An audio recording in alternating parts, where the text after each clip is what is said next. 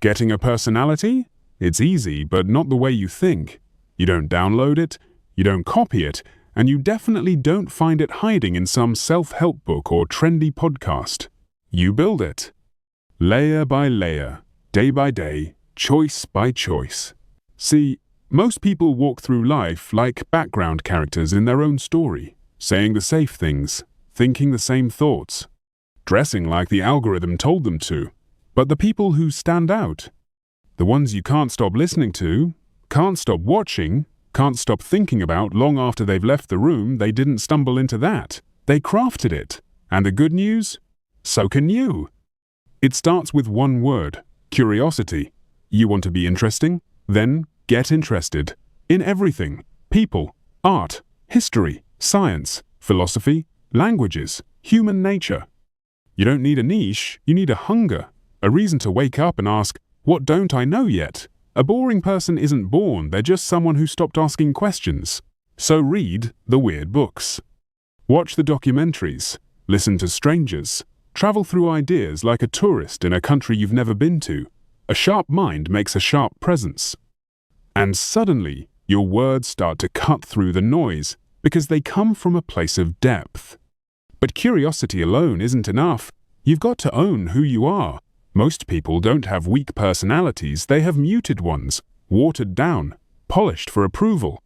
They shrink their truth to fit into rooms they don't even want to be in. But you want a personality? Then say what you mean.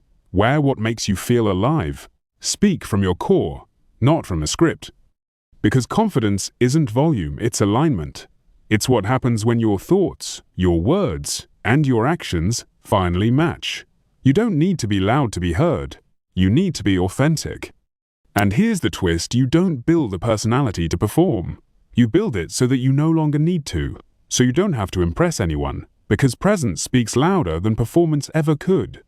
You stop chasing validation, because your vibe does the talking. That's when the shift happens. That's when people start leaning in when you speak, even if you're whispering.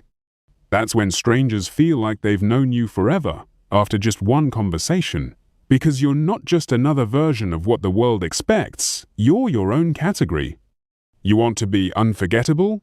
Then do things worth remembering. Get obsessed with things. Create. Build. Make something real. The people with the best personalities are the ones who do stuff. They try. They fail. They learn. They have stories because they lived. They're not the ones sitting in the corner waiting to be invited. They become the invitation. And that comes from doing scary things. Taking the first step. Walking into the room like you belong there, even if your hands are shaking. That's where presence is born. And if you're sitting there thinking, but I don't know who I am yet, let me tell you something no one else will. That's the best place to start. Because personality isn't something you discover, it's something you create through action. So go try stand-up comedy. Learn to dance. Study chess. Volunteer. Train. Travel. Read. Make mistakes. Look stupid. Be bold enough to be bad at things. That's how you learn who you are. Not through thinking, but through living. Confidence isn't a personality trait, it's a byproduct of effort. It's what you earn when you show up again and again, especially when it's uncomfortable. So no, getting a personality isn't hard. What's hard is letting go of the fear that's been stopping you from being yourself. What's hard is unlearning the need to be perfect, to be liked, to be safe.